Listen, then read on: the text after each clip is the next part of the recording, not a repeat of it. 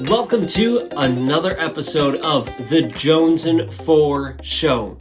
Can you believe it's almost the end of 2020? This is absolutely crazy. This year, the year that we had such high hopes for, right? Turned out to be really crazy, and some great things happened, some not great things happened, and everything in between. It's almost like most years, right? But with this pandemic stuff happening and the election, it's been a weird year, right? I'd say even a crazy year. So let's finish this strong. Let's finish 2020 strong and kick off 2021 in an awesome way. And if you're listening to this or watching this after the new year in 2021 or after, heck, now's a great time for this message, because any time is a good one for this message. And that is, what is your tribe? Who is in your tribe? The importance of who is in your tribe. That's what we're talking about, is your crew, your posse, your gang, your tribe, your community. That is what we're going to talk about today. Talking about the benefits of them, how they support you, raise you up, and how they can tear you down. So let's dive in to today's episode. All right, so as we're diving in, and I was thinking about, okay, the importance of your tribe. This would be a great conversation, a great episode to have with all of you, because it's something that we need to think about. Many of us go through life without thinking about who is in our friend group. It just kind of happens, right? Think about when you're kids. Well, it's the kids who are in your class, within your same class with the same teacher, who are in the same grades, who do the same activities as you do, right? Or the groups that you're in, right? Maybe if you're a choir kid, well, then those choir people can sometimes become your family. If you're in football, then them, right? Cheerleading, that, whatever. But we don't think about it necessarily. We don't put too much effort into thinking about who is in our tribe. It's just the people that we surround ourselves with by the things that we love to do. Right, or things that we're forced to be in sometimes, right? Even at work, right? We become friends with our coworkers, and they become people who are in our tribe because we spend so much time with them, and it's because we needed a job, right? And maybe we love that job, and it's our passion, which is awesome if it is. If it's not, that's okay too, right? But our coworkers can then are part of our tribe, part of our community to some degree. But as I was saying, we don't think about those things a lot of the time. It just happens. And I implore you to take some time and think about who is in your tribe. Take a couple moments right now and just think to yourself, or write them down if you want, but who is in your tribe? Are they family members? Are they friends you've had for years? Are they new friends? How did you get them? How did you get to surround yourself with them? Then also look at it and ask yourself, are they serving you, and are you serving them? Are they helping you reach your goals, reach your dreams? Are they encouraging you? Are they empowering you? Are they lifting you up and helping you, go after those goals and have those wins?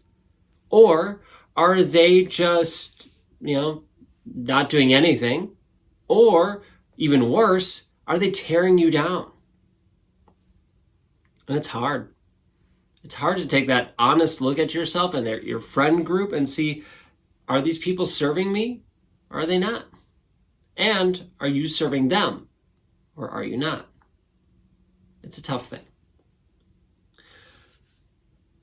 When I think of my tribe, my community that I have, right, the Spencer's Energy Hub, that community, the Jonesin 4 community, all that, I think of this quote by Jim Rohn, and that is, you are the average of 5 people you spend the most time with.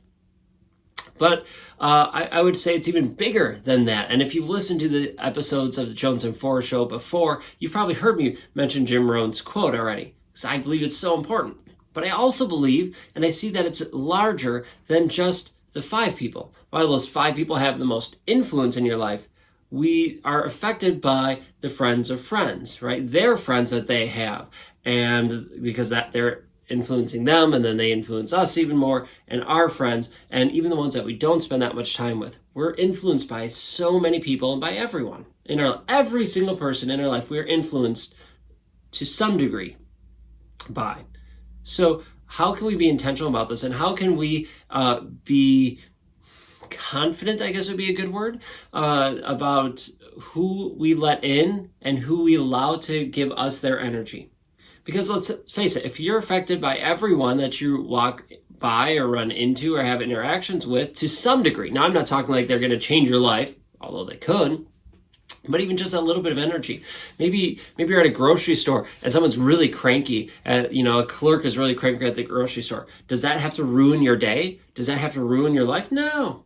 It's just that one moment. Hopefully they get better. But so many of us get wrapped up in it, and that just turns us into a nasty person, or we're mean, or we're frustrated because of their energy. When instead we just need to let it blow off. So what I'm saying is be intentional. Be intentional about the energy you are receiving and the energy you are giving. When you're receiving energy from the world, from the universe, as you're living your life, it is your choice whether you accept it and let it affect you and be part of you or not. So be smart about that. And then what energy are you giving out to the world? Are you giving a positive energy? Are you helping people? Are you encouraging people, making people smile, feel better about life? Or are you bringing them down? Are you being the cranky one, the person who's upset and frustrated that can affect other people? Now, again, or I shouldn't say again, but we all have moments that we're angry and upset. And when that happens to me, I try to limit my interactions with other people so that I'm not affecting them. And I just work through that anger, that aggression, and then I'm back. Okay? So that's what I do. Now, getting back to who's the importance of your tribe. Now, we talked about everyone, right? And you have to be intentional about how you let them affect you and their energy and how they affect you and who you let affect you. But the importance of, like Jim Rohn said, your top 5. Who are the most people you spend the time around, with? Who do you surround yourself with the most of the time? Who is it? Those people are going to influence you and affect you greater than everyone else, in my opinion. They're going to affect you. So are you really smart about who you surround yourself with? Are you surrounding yourself with people who are going to lift you up, raise you up, empower you, encourage you, and motivate you to live your life to the max? Or are they just there? Or are they tearing you down? I think about that saying, and I've never tried it, so I can't tell you if it actually happens, but I've heard it so many times. I'm thinking that this is true, is if you put crabs in a bucket, right? A bunch of crabs in a bucket, and one of them tries to go for the top and reach out of it, that the other crabs will pull him down, or her down, right? Pull the other crab down who's trying to get free, who's trying to improve their lives. But the other crabs pull him down. Well, we as people do the same thing. In our friend group that we have, we tend to be comfortable where we're at. And if we don't want to push, if we don't want to grow, we don't want to see our friends succeed. We might say that we want them to do it, but we're afraid of it. For whatever reason, we're afraid of them having success. So we pull them down. Now, I know I used to be that way, and I've worked hard to change that about myself. Maybe you've noticed that way about yourself, that you are that way or were that way, and you can change it. Your friends are the same way. We as humans are that same way. We have our comfort zone. We don't want to leave our comfort zone because it's, comfortable. But if we want to grow, if we want to get better, we need to be uncomfortable. We have to get comfortable in the uncomfortableness because that's how we grow. That's how we learn. And to do that, you need to reach for that lip of that bucket and go for it. And not have people who pull you down and say, no, you can't do that. You're not worthy. You'll never reach it. You need to rid yourself of those people in your life and instead surround yourself with people who are going, hey, you got this. Here, let me hold you. Let me build the step for you. Here, let me give you a push. People who are there to support you. That's who you need to surround yourself with. So be intentional about who is in your tribe. Who is there to support you? Who is there to encourage you? And maybe you don't have too many people like that in your life currently. Then look for them. Search for them. Where do those ideal people hang out? Right? Think of your ideal friend, the person who is going to lift you up and raise you up and make you better. Where would that person hang out? Well, go there. Take that leap of faith. Or step into that uncomfortableness. Go there and chat with them. Make conversations. Although you might not feel quote unquote worthy, it's going to be worth it because you are going to step outside your comfort zone. You're going to learn regardless. And what? You make a new friend? Cool. How awesome is that? I was at a training, a mastermind retreat, business and personal growth retreat in early November from Unleash You. Awesome group. You should check them out if you're a coach and speaker and entrepreneur. But regardless, one of the speakers and owners of Unleash You is AJ. And AJ was talking about how he has a personal chef. He has a driver, and he has like a maid, right? He has a housekeeper. And many of us were going, dang, man, like, that's awesome. Go you. Like, cool, that'd be kind of cool to have that, right? I mean, then I started thinking about myself, like, oh, man, how cool would it be to have, like, a chef? Like, I love cooking, but that'd be cool. Oh, I wouldn't have to clean? Like, pfft, awesome, right? Like, that would be pretty sweet to have. And he said he didn't always have that. He didn't always have that maid or personal chef or driver. He didn't have those things, especially not when he was growing up and when he was going and starting his business. He didn't have those things. He had to work for it, right? And not only that, he didn't even think about it until he started to surround himself with the people who had those things. So he was hanging out with his friend at their house, and he's like, wait, who's that person? And you're like, oh, that's my chef. And then, oh, what about that person? Oh, that's my housekeeper. Oh. And then he surrounded himself with people who were doing more, who were living life in a different way than he was living it, but in a way that he thought was cool and liked it. And then he saw what they did, and then he started to put those goals for himself, like, oh, I could do this, I could have that. And they helped him by encouraging him, lifting up, empowering him to do it, right? And then you can do that for other people with the things you have. But then it's not just being comfortable with, like, oh, I just want what they have. I just want what this person has. And you're not just trying to play catch up. Because, I mean, that's how it can sound, right? It's like, oh, well, they have that. Well, I need that. Well, they have a driver. I need a driver. No, you don't.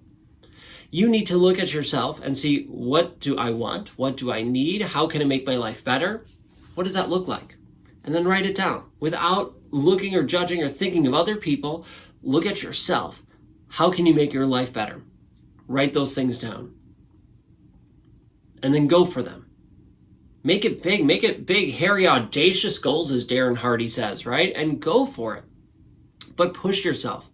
And surround yourself with people who are there, who are actually going to encourage you and lift you up.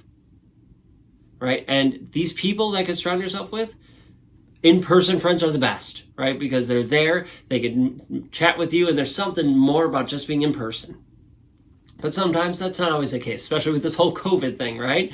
Online groups work, virtual Zoom meetings with them, or accountability groups. Those things they work, and they're awesome as well.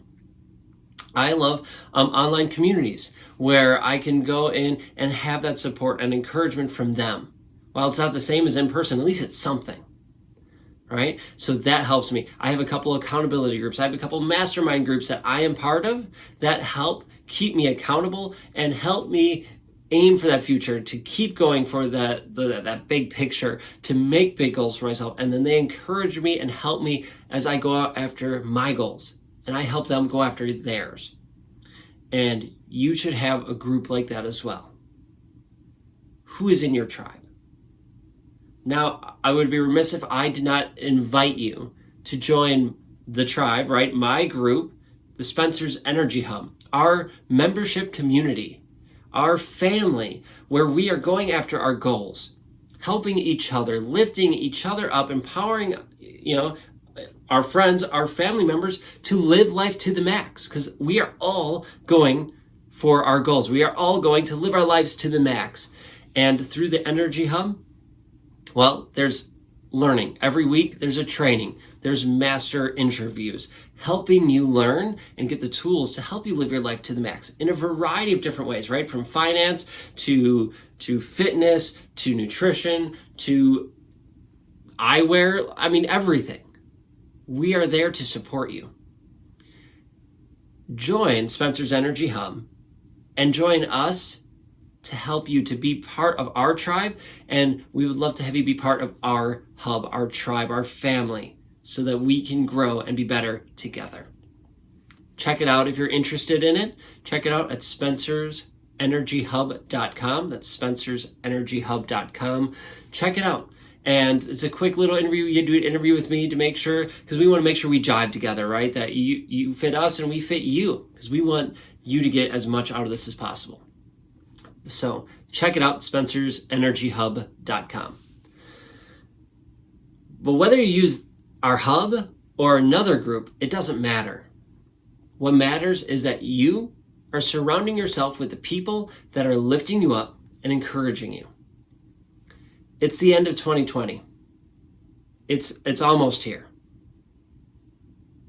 Set yourself up for success. Set yourself up for an amazing 2021 and an amazing rest of your life by surrounding yourself intentionally with the people who are going to make your life better and help you live life to the max. All right, there you go, folks. That is today's episode of the Jonesin 4 Show. I truly appreciate all of you. I hope you liked this episode. Let me know. Drop me a comment, subscribe, like it, all those good things, and let me know your thoughts about it. All right, thanks so much for watching, everyone. Have an amazing day. Rock the end of 2020. Let's end it strong, and let's make 2021 even better. All right, have a great day, and we'll catch you all later.